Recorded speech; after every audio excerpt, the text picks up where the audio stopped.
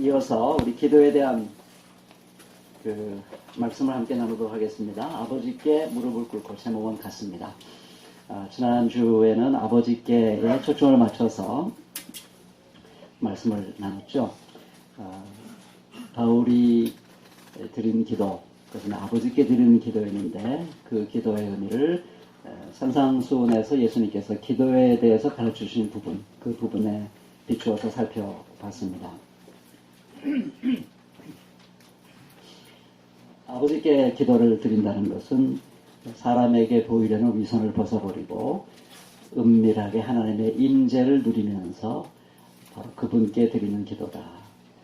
두 번째는 자신의 필요에 집착하지 않고, 오늘은 이 말씀이 오늘에도 좀 나오긴 합니다만, 그 자신의 필요에 집착해서 빈말을 자꾸 되풀이하지 아니하고 우리의 필요를 이미 아시는 아버지 앞에서 마음 편안히 먹고 내 필요에 대한 집착보다는 그 아버지의 뜻이 무엇일까 생각하면서 드리는 기도, 그게 아버지께 드리는 기도다 하는 그런 말씀을 드렸습니다. 오늘은 그러면 바울이 무릎을 꿇고 기도했다고 했는데, 무릎을 꿇고 아버지께 기도한다는 건 또 무슨 의미일까? 한번 이것을 생각해 보려고 합니다. 오늘 저는 이 말씀의 의미를 생각해 보려고 시편 95편을 함께 읽었습니다. 특별히 95편 다 좋은 말씀이 합니다만은 특별히 6절 말씀에 초점을 맞춰볼까 합니다. 오늘아 우리가 엎드려 경배하자. 우리를 지으신 주님 앞에 무릎을 꿇자. 권면의 말씀, 이 말씀에 비추어서 아버지께 무릎을 꿇고 기도한다는 게 뭘까 하는 것을 한번 생각해 보려고 합니다. 흔히 얘기하는 것처럼 유대인들에게 가장 익숙한 기도의 자세는 이제 서서 하늘을 바라보고 손을 펴서 기도 드리는 것입니다. 그 당시에 이방인들도 주로 그렇게 기도했다고 하죠. 공통점이 있습니다. 그런가 하면 또 유대인들은, 이방인들은 거의 그런 기도를 드리지 않았다고 하는데요. 유대인들은 때로는 무릎을 꿇고 얼굴을 땅에 대고 그리고 하나님께 기도하기도 했습니다. 그래서 이 가장 좋은 예가 솔로몬 왕의 기도가 아닌가 싶습니다. 그 열왕기상 8장 22절에 보면은 성전을 짓고 그리고 봉헌하면서 연설을 하고 이제 이스라엘 백성들을 위해서 하나님 앞에 기도하는 대목이 나오는데요. 그때 솔로몬 왕이 이스라엘 백성들을 대신해서 하나님께 기도할 때 그 모습을 간단하게 이렇게 서술합니다. 백성들이 보는 앞에서 주님의 제단에 서서 하늘을 바라보고 손을 펴서 기도했다, 이렇게 나옵니다. 기도가 굉장히 길잖아요. 기도를 쭉 하다가 솔로몬의 자세가 조금 바뀌는 것 같습니다. 그래서 솔로몬의 기도가 다 끝난 다음에 그 저자가 그 솔로몬의 기도를 기술하면서 이렇게 54절에서는 이렇게 얘기합니다. 솔로몬이 무릎을 꿇고서 하늘을 바라보며 두 손을 펴고 이렇게 간절히 기도를 드린 다음 주님의 제단 앞에서 일어나서, 이렇게 되어 있습니다. 그러니까 하늘을 바라보고 두 손을 펴는 건 바뀌지 않았는데요. 선 자세에서 무릎을 꿇은 자세로 이렇게 바뀌는 것을 알 수가 있습니다. 아마도 바울은 한 걸음 더 나아지 않을까 싶습니다. 이 무릎을 꿇고 하늘을 바라보고 두 손을 폈다기보다는 무릎을 꿇고 땅에 얼굴을 대고 엎드려서 기도한 것이 아닐까, 그런 생각이 드는데요. 제가 그렇게 생각하는 이유는 예수님께서 겟세마네 동산에서 그렇게 기도했기 때문이라고 제가 나름대로 한번 추측을 해 봅니다. 그래서 이 복음서들, 공간복음서에 보면 예수님의 그 겟세마네 동산에 기도한 것들을 다 똑같이 기술하는데 조금씩 다르게 예수님의 자세를 얘기하고 있습니다. 물론 마태오고 마가는 거의 비슷해요. 마태는 얼굴을 땅에 대고 엎드려서 기도하셨다. 마가는 땅에 엎드려 기도하시기를, 이렇게 되어 있고요. 루가는 무릎을 꿇고 이렇게 기도했다, 이렇게 되어 있습니다. 그러니까 마태와 마가는 얼굴을 땅에 대고 엎드려서 이걸 강조하고, 누가는 무릎을 꿇었다는 걸 강조를 합니다. 그래서 이걸 종합해보면 예수님께서 겟세마네 동산에서 이 무릎을 꿇고 땅에 얼굴을 이렇게 대고 엎드려서 기도했구나 하는 것을 알 수가 있는데요. 왜 이렇게 기도의 자세가 바뀔까 하는 거 보면은 굉장히 간절한 마음으로 기도드릴 때 자연스럽게 그렇게 되는 것이 아닐까, 간절할수록 그렇게 되는 것이 아닐까 하는 그런 생각을 해보게 됩니다. 기도할 때 어떤 자세로 하느냐 굉장히 저는 참 중요하다고 보여집니다. 인간은 몸을 갖고 있는 존재이고 또 몸은 우리의 영혼, 우리의 마음, 정신과 연결되어 있습니다. 그래서 어떤 자세로 그 자기가 자세를 취하냐에 따라서 마음의 자세도 달라지지 않을까 싶어요. 여러분들이 이렇게 설교 들을 때 침대에 누워가지고 껌 씹으면서 이러면서 그 설교를 듣는다 하면 그 마음 자세가 잘 안 될 거예요. 그래서 제식훈련, 군대는 지금도, 군대 얘기해서 죄송합니다. 축구 얘기는 안 하겠습니다. 군대 얘기하면은요, 원래 제식훈련이라는 게 이렇게 쫙 사열 종대로 가지고 쫙쫙 걸어가는 거 아닙니까? 옛날에는 전쟁할 때 그렇게 전쟁했어요. 그게 전쟁 대열입니다. 이렇게 집합해가지고 싸웠잖아요. 옛날 전쟁 보면 다 그렇죠? 저쪽 언덕과 이쪽 언덕에서 쫙 우리들 모여가 쫙 서로 이렇게, 제가 쫙 이런 말을 좋아합니다. 이렇게. 이렇게 마주보면서 싸우잖아요. 그러니까 제식훈련이 옛날에는 진짜 전쟁 포지션이었어요. 요즘은 그렇게 전쟁하지 않죠. 요즘은 흩어지죠. 흩어져서 숨어서 전쟁을 하는데, 요즘도 제식훈련을 합니다. 왜냐면, 그럼에도 불구하고 제식훈련 하는 이유는 뭐냐면 자세예요. 자세. 어떤 질서, 연대, 또 어떤 명령에 대한 순종, 이런 것들을 훈련시키는 그런 자세가 필요하기 때문에 제식훈련을, 근데 제일 지겨워요. 훈련병 시절에 제일 하기 싫은 게 이 제식훈련입니다. 정말 고통스러운 훈련인데, 근데도 합니다. 몸의 자세가 마음의 자세에 상당히 영향을 미치기 때문입니다. 그래서 몸의 자세가 마음의 자세에 영향을 미치고, 또 마음의 자세가 몸의 자세에 영향을 미칩니다. 이게 돌고 도는 거죠. 그러나 한 가지 제가 조심해야 될 건 뭐냐면, 그러나 그렇다고 해서 자세를 절대화하는 것은 아닙니다. 이 자세가 이 몸의 자세가 마음에 영향을 미치기 때문에 중요하긴 한데, 그걸 또 너무 절대화하면 율법주의가 될 수 있습니다. 마음은 딴 데가 있고 무릎을 꿇고 얼마든지 기도할 수 있어요. 그렇기 때문에 이걸 절대화하고 싶은 마음은 없고요. 그 무릎을 꿇고 얼굴을 땅에 대고 엎드려서 기도한 것에 담겨져 있는 그 신앙적인 정신이 뭔가, 그 정신을 탐구하고 그 정신을 우리 마음에 담고 우리 몸에 담아서 기도하는 것, 저는 그것이 굉장히 중요하다고 생각합니다. 오늘 그 정신을 한 3가지로 살펴봤습니다. 첫 번째, 그 무릎을 꿇는 것에 담겨져 있는 신앙의 정신은 하나님 아버지의 위대하심을 기억해내고, 그걸 기억해내고 찬양하는 마음으로 기도 드리는 것입니다. 오늘 시편의 기도가 바로 대표적으로 저는 그런 기도라는 생각이 듭니다. 시는 이 하나님 아버지가 어떤 분인가를 아주 찬찬히 묵상하고 기억해냈던 것이 분명합니다. 그래서 오늘 본문에 보면은 하나님에 대한 묘사가 다양하게 나옵니다. 우리를 구원하시는 반석. 우리 늘 흔들리잖아요. 그렇죠? 우리 존재는 자꾸 흔들려요. 인생을 살다 보면 내가 자꾸 흔들립니다. 그래서 자꾸 넘어지고 쓰러지고 갈피를 못 잡고 그러죠. 그럴 때 이 반석은 탄탄한 거지 않습니까? 우리를 구원해 주셔서 우리의 존재를 흔들리지 않도록 탄탄하게 세워주는 것을 말합니다. 하나님은 크신 하나님이다. 하나님은 굉장히 크시다 하는 개념을 사용을 하고 있습니다. 하나님이 크다는 것을 그 시인이 어떻게 깨닫게 되냐면, 어떻게 기억하게 되냐면은, 모든 신들 위에 뛰어난 왕이다. 나름대로 그 시대마다 신들이 있습니다. 우리 아까 기도할 때도 그런 얘기 많이 나왔습니다만은, 우리 시대의 신은 자본이죠. 우리 시대의 신은 돈입니다. 여러분, 정의란 무엇인가를 친 마이클 샌들이라는 분이 돈으로 살 수 없는 것이라는 책을 썼어요. 그 이후에. 왜 그런 책을 썼을까? 사람들이 생각하기를 돈으로 모든 걸 다 살 수 있다고 생각하기 때문에 도덕 철학자가 그 책을 쓰고 싶었던 거예요. 돈으로 살 수 없는 것. 그런 책을 쓰죠. 그건 역설적으로 우리 시대가 돈이 신이라는 얘기입니다. 하나님은 돈보다 더 크신 신이다. 그런 얘기를 하고 있는 것이고, 찬찬히 생각하면 돈이 할 수 없는 게 너무 많아요. 근데 그걸 하나님이 하시죠. 돈이 사람을 바꿀 수 있습니까? 존재를 변화시킬 수 있습니까? 사랑의 존재를 만들 수 있습니까? 안 됩니다.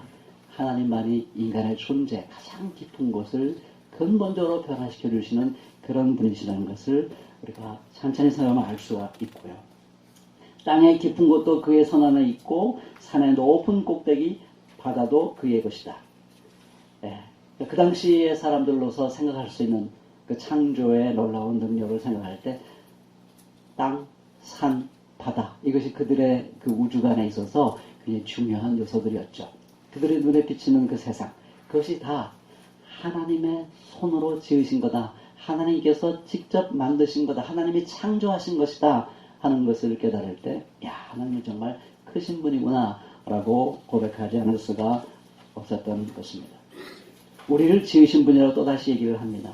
요거는 앞에 창조 얘기를 했기 때문에 요건 조금 성경학자들은 요거 좀 다른 의미로 생각을 합니다. 또 뒤에 보면은, 바로 뒤에 보면 하나님 우리 하나님이고, 우리는 그가 기르는 백성이고, 그가 선수 이끄시는 양떼다. 하나님은 우리의 좋은 목자다. 이렇게 얘기하는 거 보면, 그 바로 이어지는 맥락에서 보면 여기서 지었다는 말은 조금 다른 차원. 하나님께서 우리를 창조할 뿐만 아니라 우리 존재를 새로운 존재로, 아름다운 존재로, 더 건강한 존재로, 더 멋진 존재로 우리를 지어주시는, 양육하시고 키워주시고 보살펴주시는 그런 주님이다 하는 사실을 이 시인은 자기 인생을 쭉 돌아보고 다시 한번 반추해보면서, 맞아, 내가 오늘 이 자리까지 온 거는 내가 잘나서가 아니지. 주님께서 나의 목자가 되셨고 나는 그의 양떼였구나. 내가 이 자리까지 온 것은, 길을 방황하지 않고 길을 다시 찾고 여기까지 온 것은 주님께서 나를 양육해 주시고 나를 길러주시고 나를 보살펴 주시고 결국 나를 지어주셨기 때문에 여기까지 온 것이구나 하는 것을 이 시인은 깨닫게 되는 것입니다. 그래서 아마 그런 묵상의 시간, 기억해내는 시간을 상당히 가졌을 것입니다. 이 시가 그냥 나오는 게 아니죠. 여러분, 시를 쓰는 사람들 굉장히 힘들게 쓰는 거 아시죠? 김소영 씨가 시는 온몸으로 밀어붙이는 것이다, 그렇게 시를 정의했습니다. 여러분, 시라는 것은 그렇게 간단히 나오는 게 아닙니다. 몸과 마음, 이 모든 것을 쏟아붓는 어떤 그 과정 속에서 나오는 것이죠. 저는 시인이 아니라서 시를 잘 못 씁니다만, 그래도 적어도 그 과정은 제가 알 것 같아요. 그래서 시를 쓸 때 그런 얘기 많이 하잖아요. 자기 존재의 가장 깊은 곳으로 들어가서 거기서 물을 길어내는 것이다, 그런 얘기를 합니다. 그러니까 시가 어느 날 그냥 툭 나온 게 아니에요.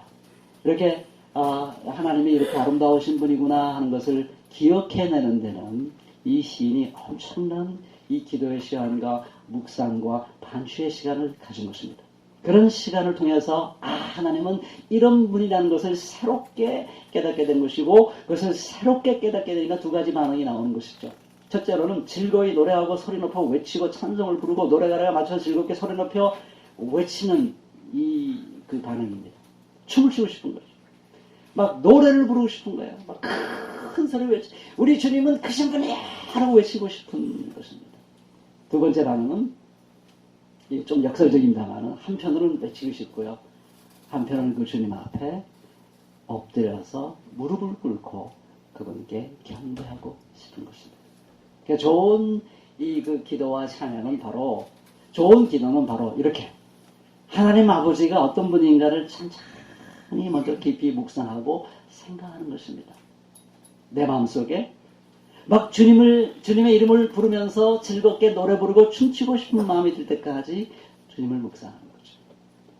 그리고 그 앞에 무릎을 탁 꿇고, 정말 너무 높으신 분 앞에 자연스럽게 무릎을 꿇게 되지 않습니까?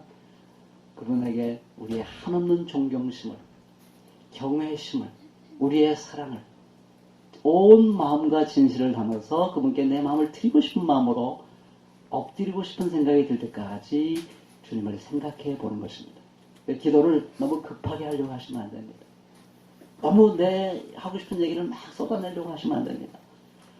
아버지께 무릎을 꿇고 기도한다는 말의 의미는 그러한 깊은 성찰의 시간을 갖는 것입니다. 그래야 비로소 우리는 진정으로 기도할 때 아버지 앞에 무릎을 꿇고 기도할 수가 있는 것이죠. 그래서 우리는 무릎을 꿇는 기도를 하기 위해서 영적 싸움의 시간을 갖는 것이 우리에게 필요한데요. 뒤에 이어지는 이 8절부터 이어지는 말씀을 보면요, 이런 기도를 드리기 위해서는 치열한 영적 싸움을 싸워야 된다는 것을 우리에게 가르쳐주고 있는 것입니다. 그래서 분위기가 확 바뀌어요. 이 한 시편 안에 이렇게 완전 분위기가 바뀌는 두 단락이 있다는 게 정말 그 신기하기도 하고요. 여기 굉장히 깊은 영적 재리를 담아내고 있어요. 앞부분에서는 막 주님께 즐겁게 노래하자, 뭐 춤추자, 엎드리죠. 경배하자는데 뒤에 보면 하나님이 막 너무너무 섭섭해하는 마음으로 하나님께서 너무 안타까워하시는 마음으로 이스라엘 백성들을 막 혼내시는 그런 장면이 또 뒤에 나옵니다. 그렇죠? 이 두 그림이 그 한 시편 안에 동시에 나오고 있습니다. 왜냐하면 이것은 그 앞에 아름다운 그런 그 기도의 자리로 나가기까지 우리는 치열하게 자기 자신과 싸워야 된다는 이야기를 우리에게 해주고 있는 것입니다. 이 시인은 누구를 기억해냈냐면은 출애굽한 지 얼마 안 돼가지고 신광야에서 물이 떨어져가지고 목이 말라요. 그래갖고 그 이스라엘 백성들이 막 금방 다짜 고짜로 모세에게 마실 물을 달라고 대들었어요. 이에 모세가 당신들은 어찌 나에게 대드십니까? 어찌 주님을 시험하십니까? 하고 책망했어요. 그러나 계속해서 그 백성들은 모세를 원망하면서 왜 우리를 이렇게 에집트까지에서부터 우리를 데려왔느냐? 그들과 그들의 자식들과 그들이 먹이는 짐승들은 목말라 죽게 할 작정이냐? 그러니까 에집트에서 우리를 끌어내가지고 우리와 우리 가족들, 우리 이 집짐승들을 다 목말로 죽게 할 작정이냐? 하고 이 모세에게 대들고 원망하는 그런 장면입니다. 그래서 막 그 모세가 주님께 부르짖었습니다. 이 백성을 제가 어떻게 해야 됩니까? 그들은 지금이라도 저를 돌로 쳐서 죽이려고 합니다. 정말 험악한 그런 상황이 벌어지고 있습니다. 자, 근데 가만히 생각해보면요, 엄청난 경험을 했잖아요. 이스라엘 백성들이 10번의 그 재앙을 통해서 에집트 백성들을 엄청나게 혼내시는 그런 역사를 목도했습니다. 마지막 그 10번째 결정적인 재앙, 모든 이 첫 자녀와 짐승의 첫 새끼를 다 죽이는 그런 무서운 엄청난 이 기적을 체험하고 홍해를 방금 건넜어요. 하나님의 기적으로. 그럼에도 불구하고 조금 어려움이 닥쳐오자 이렇게 하나님을 불평한 것이죠. 그래서 하나님은 너무 속상하셔서 내가 너희들 이제 요 말씀은 이제 가데스 바네아에서 12 정탐꾼이 가나안 땅을 정탐하고 와서 거기 백성들이 너무 용맹스러운 그 장사들이어서 우리가 도저히 거기를 들어가서 싸워서 이길 수 없다라는 말을 듣고선 또 이스라엘 백성들이 막 모세를 원망하고 하나님을 원망하는 그런 장면이 나옵니다.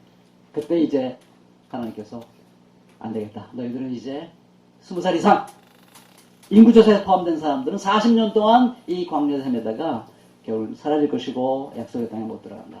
하나님께서 너무 속상하셔서 그들에게 단호하게 심판하시는 그런 모습을 볼 수 있습니다. 성경을 보면 이런 부분들이 좀 어렵기는 해요. 근데 하여튼 성경을 보면 하나님의 그 딜레마가 계속 지난주에 창세기 통독 시작했습니다만은 성경을 딱 펼치면 하나님의 딜레마에 대한 얘기가 쫙 펼쳐집니다. 하나님이 인간을 사랑하셔서 이들을 건지시고 끝까지 구원하기 원하시는데 이 인간들이 하나님을 배역하고 교만을 떨고 잔인해지고 음탕하고 폭력적이고 자기 이름만 내려고 하고 그런 모습을 보면서 하나님이 안타까워하시고 또 심판할 수밖에 없습니다. 하나님의 사랑과 이 심판의 이 적절한 균형점을 찾아가기 위해서 하나님이 엄청나게 고민하시고 힘들어하시는 그런 장면들이 쫙 기록이 되고 있습니다. 역사는 가보면은 역사라는 게 그런 것 같습니다. 하나님의 사랑과 하나님의 공의, 하나님의 사랑과 공의가 어떤 균형점을 찾아가는 그 과정, 그것이 이 역사가 아닌가 하는 생각이 들 정도로 참 안타까운 이야기를 우리가 많이 보게 됩니다. 자, 제가 이 얘기를 정확하게 한 이유는 뭐냐? 우리가 그렇게 쉽게 매일매일 아침마다 매일매일 저렇게 하나님, 크신 하나님, 좋으신 하나님, 창조의 하나님, 우리의 목자이신 하나님하고 이렇게 쉽게 주님을 찬양하고 즐겁게 노래하면서 하나님 앞에 엎드리는 마음, 이게 쉽게 가져지는 게 아닙니다. 인간은 금방 잊어버려요. 그걸 기억해내지 못해요. 조금만 상황이 어려워지면 옛날에 하나님이 나를 얼마나 아름답게 이끌었는데 그 생각이 안 나요. 지금 목마른 것만 생각나. 지금 저 땅을 차지하고 있는 양반들이 큰 이 용사들이라는 것밖에 그것밖에 안 보여. 그것이 인간의 연약함입니다. 그래서 우리가 아버지 앞에 무릎을 꿇는 기도를 드리려면 그 인간의 완악함과 싸워야 됩니다. 저도 완악하죠. 하나도 안 놀라시는 거 보니까 다 인정하시네요. 아, 그건 말이라고 해? 그러시는 것 같은데 다 알고 있어 라는 눈치입니다. 네. 저도 완악합니다. 그래서 기도하다 눈물이 날 때가 왜 눈물이 날 때가 많냐면요. 완악한 자기가 느껴질 때 눈물이 나기 시작합니다. 아, 내가 완악했구나. 그걸 깨달으면서 눈물이 나는 거고, 주님, 제 마음을 어린아이의 살갗처럼 부드럽게 해주세요. 마음이 딱딱하면요, 딱딱하면 웬만한 자극이 와도 느끼지 못하는 것이죠. 그럼 마음이 어린아이 살갗처럼 마음이 부드럽잖아요. 그러면 주님께서 살짝만 건드려도 아주 작은 목소리로 듣구나 라고 불러도 들립니다. 근데 마음이 완악하잖아요. 듣구나 하고 불러도 안 들려요. 그래서 오늘 그리스도의 음성을 들어, 하나님의 음성을 들어라 했어요. 오늘 하나님의 음성을 들어라 이랬어요. 오늘입니다. today. 매일매일이 오늘입니다.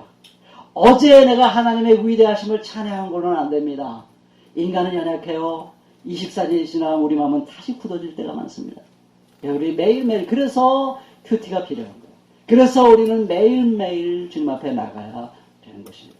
오늘 이 순간에 새롭게 우리는 내 마음이 딱딱해져 있는 것을 발견하고 기도해야 됩니다. 여러분, 바리새인들이 예수님에게 끊임없이 요구한 게 표적이었어요. 예수님이 너무 답답해가지고서 이제는 내가 너희들에게 줄 만한 표적을 다 보여줬는데 또 표적을 보여달라니까 내가 답답하다. 내가 이제 마지막으로 너에게 보여줄 표적은 요나의 표적밖에 없다. 그건 뭐냐면 요나가 물속에 빠져서 큰 물고기 뱃속에 들어갔다가 3일 만에 다시 살아나는 거잖아요. 그거밖에 보여줄 게 없다는 건 뭐냐면 이제 마지막 표적은 내가 죽었다가 사는 거다. 그렇게 말씀을 해요. 그러니까 우리는 바리새인이 다른 사람이 아닙니다. 우리 인간을 얘기하는 겁니다. 하나님께서 사실은 하나님이 우리의 구원주다. 하나님이 우리의 창조주다. 하나님 우리의 목자다. 우리의 존재를 지어가시는 분이다. 우리를 양떼로 돌보시는 목자다 하는 그 증거를 찾아보려 마음 먹어보십시오.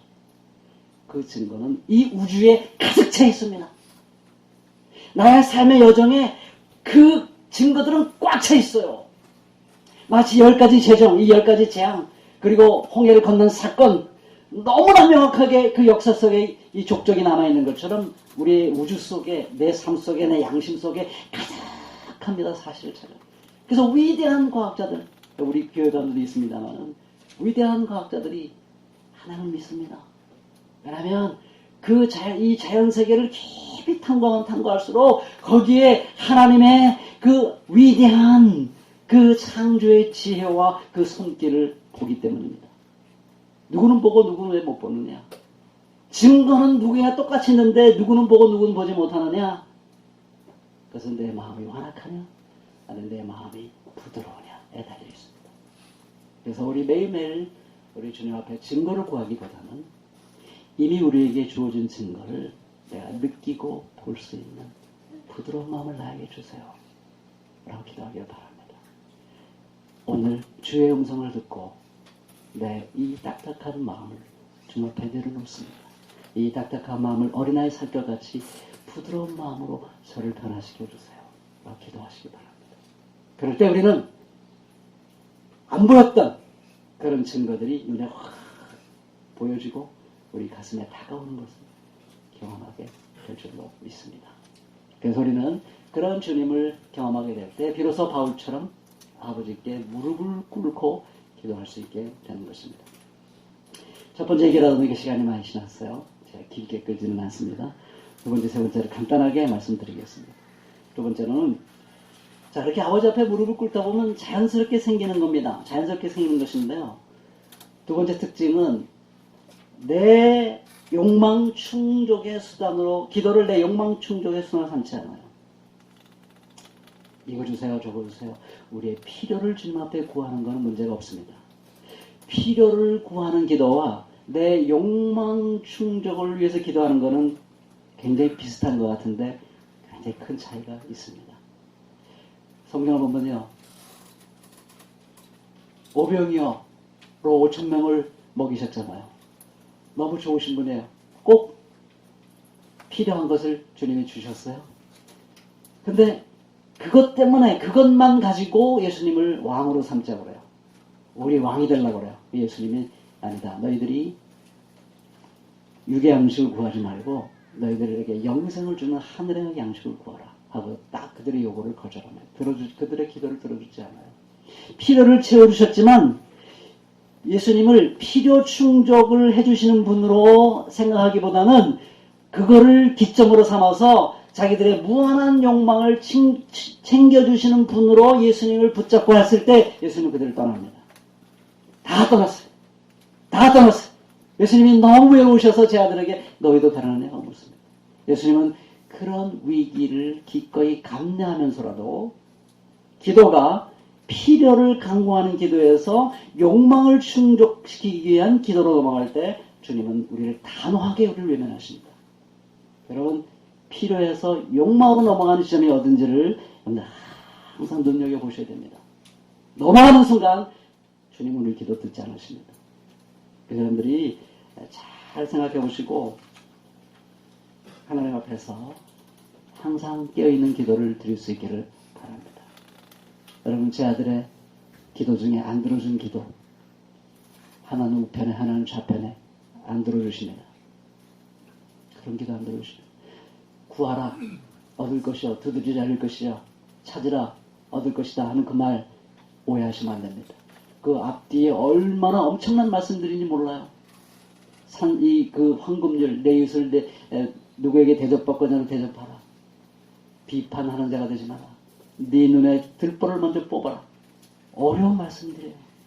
그런 어려운 삶을 너희 힘으로는 못 살아가니까 구하라 찾으라 두드리라 그러면 살아갈 것이다. 그런 말씀이지 무엇인지 네가 갖고 싶은 것 다 구해라 다 찾아라 그러면 열리고 얻고 찾는다 그런 말이 아닙니다. 우리가 성경을 그렇게 오해하는 부분이 너무 많아요. 우리는 주님 앞에 기도할 때 나의 필요를 구하는 건 정당합니다. 그러나 자기의 무한대의 욕망을 주님 앞에 들고 나가서 이걸 채워달라고 요구하면 그는 아버지 앞에 무릎을 꿇는 기도가 아닙니다. 그런 기도를 들려면 이것도 사실 자연스럽게 연결되는 건 합니다만은 그럼 어떻게 내 필요를 위한 기도냐 아니면 욕망을 위한 기도냐 이걸 어떻게 구분하느냐 참 어려워요. 저도 가끔은 헷갈립니다. 아마 여러분들도 헷갈릴 거예요. 어떻게 최선을 다해서 그 선을 넘어가지 않도록 선을 잘 지킬 수 있을까? 주기도는 먼저 아버지의 뜻에 집중해서 먼저 기도를 많이 한 겁니다. 아버지의 이름이 거룩히 여김을 받으시오며 나라의 임하옵시며 뜻이 하늘에서 이루는 것 같이 땅에서 이루어지게 그걸 열심히 기도를 하는 거예요. 먼저 그걸 열심히 먼저 기도하다 보면 그럼 이제 딱 마음이 준비가 돼요. 그래서 일용할 양을 주세요. 저는 뭐 다른 거 필요 없고요. 그냥 아버지의 뜻을 이렇게 생각해보니까 자기가 딱 필요한 거는 아버지의 뜻을 구하는 삶을 살아가는데 필요한 양식이 나에게 이거 주세요. 죄의 삶이 필요하군요. 시험에 들지 않는 것이 필요하군요. 아까서 이기는 것이 저에게 필요하군요. 기도하게 되는 것입니다. 그래서 계산한다고 되는 게 아니에요. 아버지의 뜻에 집중해서 먼저 기도를 충분히 드리면 자기가 압니다. 필요해서 욕망으로 넘어가는 점을 자기가 알아요. 그건 누가 율법적으로 가르쳐주는 게 아닙니다. 리스트를 만들 수도 없어요. 그런 각자가 하나님 앞에서 깨달아야 되는 것입니다. 자, 말씀을 냈습니다. 우리 아버지께 무릎을 꿇고 드리는 기도, 기쁨이 있으시기를 진심으로 바랍니다. 하나님을 기억하고 아버지가 어떤 분인가를 기억하고 우리 완악한 마음을 버리시기 바랍니다. 그리고 두 번째로 필요를 따라 구하되 욕망을 따라 구하지는 마시기 바랍니다. 아버지 뜻에 먼저 집중해서 기도하시기 바랍니다. 그런 기도가 우리 모두에게 넘쳐서 바울처럼 아버지 앞에 무릎을 꿇고 기도하는 저와 여러분이 될 수 있기를 축복합니다. 기도하시겠습니다.